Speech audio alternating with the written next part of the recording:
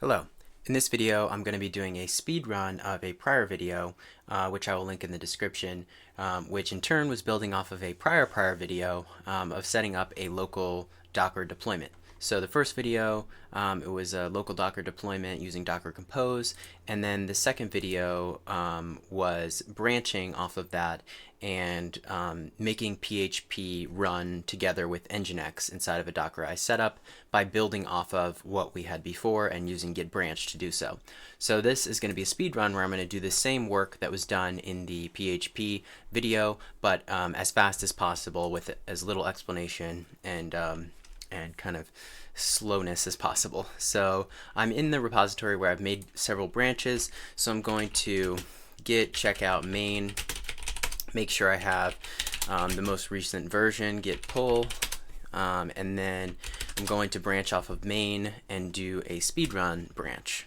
So I'll do git checkout -b php speedrun, and then that will switch me and I will get started from here. So now I'm on that branch and I can change things without worrying about destroying any of what was there before. So git status, no, git branch -- list. So I'm on PHP speedrun. It seems I have some stuff. Okay, so some untracked files from volumes here. So I'm going to just delete that volumes, and then I'm going to start changing things. So previously there was some FP service and some homepage service, some watchdog service. I'm just going to get rid of all of these and base off of the homepage service, which is most similar to what I'm going to be doing. Just kind of a basic minimal NGINX app with a very specific version, and I'm going to be calling it the HTTP service, and the name can be the HTTP container for the container. And I'm going to structure the config file volumes and the home HTML volumes similar, except I'm not going to use nested folders because I'm just going to have one web service in this config, this compose stack. So now I've deleted those. I can get rid of my Docker file because that is no longer needed. It was for a different service that's no longer here. The README will need updating later. I'm going to overhaul my gitignore and just delete everything that's in there, and I'll add things to gitignore as I need. And then I also want to replace what I'm doing inside of here.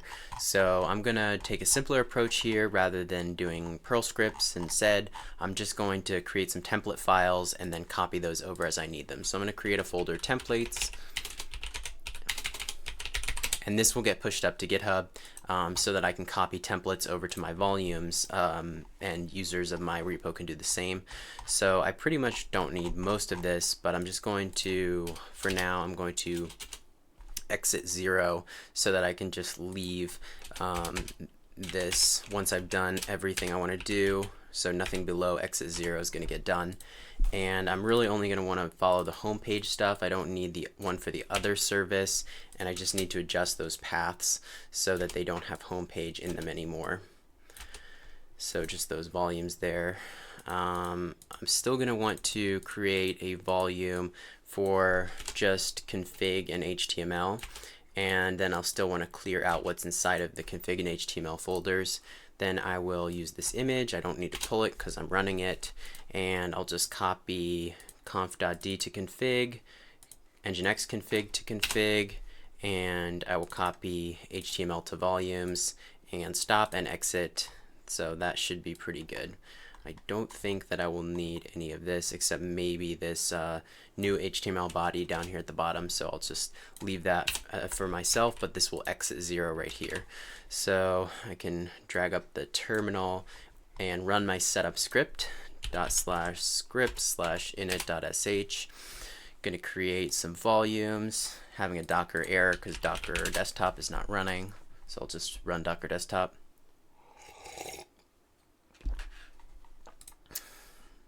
And once that gets started up, I can rerun the setup script. All these volumes so far are going to be good. I know that this is going to be on port 8080, so I can set up or port 80, sorry, in the container, so I can connect that to say port 8089 on my local host. That seems like a good choice. And then I can, hopefully now I can run this script. Docker is running. So successfully copying some stuff. We got all our normal things that we would expect, and what I'm going to have to copy and change here is some body, because I want to have a link to the PHP app I'm going to be creating. So I'm just going to say, you know, PHP demo homepage, and then I can copy from my init.sh that body, that paragraph that says, you know, just go check out this other thing once you land at the homepage. We'll just serve the homepage as normal. Use the same styling that NGINX uses. So I'll replace this environment variable with, I'm going to call the path for the PHP app PHP info, and I'm going to say check out the PHP info demo page. And so that should be pretty good. I will now copy this to templates so that I can copy it in the init script for a simple rebuild of this exact file. So everything I add to there, I'm just going to make sure I copy it in the scripts as well. So we'll take templates, I'll call this, rename it to home.html, and in the init script, after I stop the NGINX container, I will cp templates /home.html and copy that over and replace volume/html/index.html. Next, I'm going to need to change the default configuration file. So I'll need to, in addition to handling HTML and HTML files, I still want the top priority to be HTML, but it's going to also look for PHP, index.php files in any folders to try to serve it. And then when it comes up to actually trying to execute that PHP, we're going to have to pass it over to a fast CGI server. So I'm going to uncomment this block here and replace a couple of things. So I'm going to make the file structure the same so that the root directory is the same structure as the NGINX container, and it can just share that exact same path. So what this will look like is the container is going to have the stack is going to have another service called the PHP service. And in the PHP service, we'll need some kind of PHP executor. So I'm going to use the Fast CGI Process Manager, FPM, version of a PHP container. So if I go to Docker Hub PHP, I can find the official Docker image for PHP and dig a little further. I'm going to need an FPM, a Fast CGI Process Manager version of this, which is going to give us the Fast CGI interface that NGINX has in that particular portion. And I want maybe an Alpine version of FPM if possible. Alpine. So I'll take this nice 30 megabyte Alpine 321. So this has got PHP, it's got the Fast CGI Process Manager. I'll talk a little bit more about this in the full video. And then that will be the image. The container name can be PHPC, and the volume is just going to be literally the same volume structure. It's going to share that same host folder of volumes HTML, and it's going to put it in the same path just for consistency for my brain. So then in the default conf, we have that file where it's going to be looking for those PHP files. Rather than localhost, it's going to be on a separate container, so we can use the Docker service name as the host name there conveniently, and we are still going to look for an index there. Difference here is we're going to look for the script name, but we're going to look for it inside of the document root, which is this folder. So we'll replace /scripts in this default with document_root variable, which is going to give us that, and then get the script name, and that should be all we need there. So we could need to debug this, but I'm just going to copy it to templates for now, and we can override it if we need, and I'll rename this to http.conf, and then I can copy that using the init script just like I did here. So I'll copy that relative path and cp that relative path with a /, to volumes config conf.d, actually, not just conf.d inside of config, and then not to http config, but to default config, default.conf.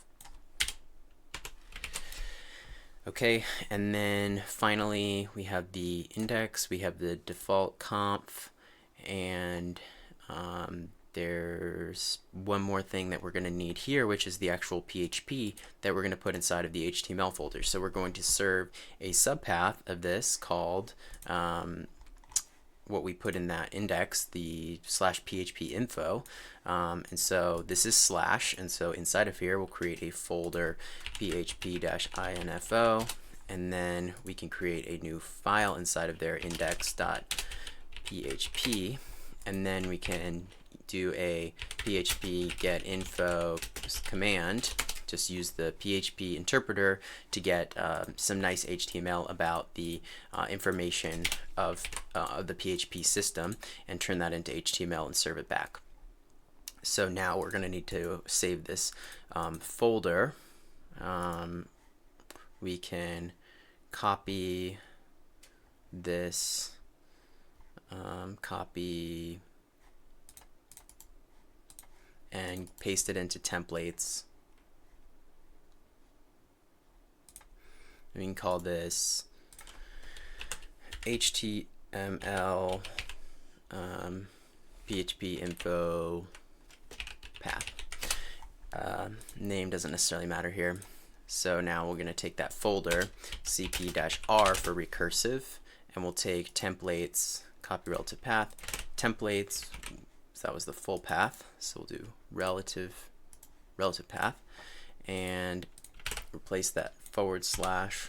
So copy this folder to volumes HTML PHP info, except if that already exists, we're going to need to remove it so that we don't copy into it. So we will rm-rf if it exists. If not, it'll just give a warning, volumes HTML PHP info, and then we can copy the templates info path to HTML / and rename it as this.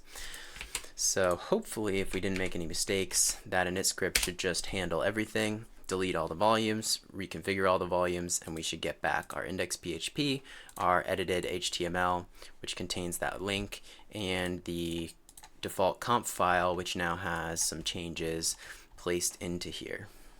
So if everything is correct now, we should be able to up this compose stack and start using it. So if we look at the compose stack, we click on that link for the port that we passed through, and we get the home page.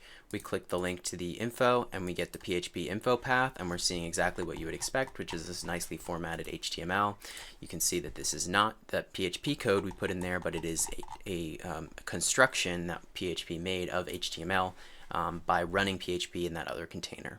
And so we know that the strategy was successful. Everything worked as needed, and as a sanity check, we can even destroy these volumes and recreate them one more time and see that everything just works just the same.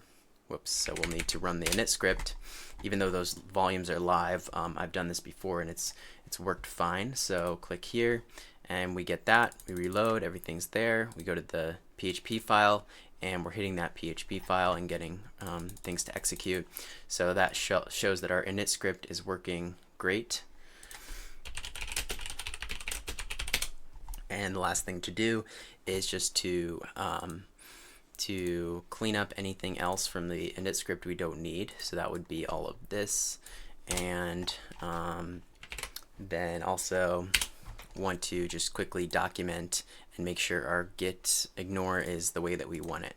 So checking the README, you can see that some things have changed. So this is a local deployment to run server-side PHP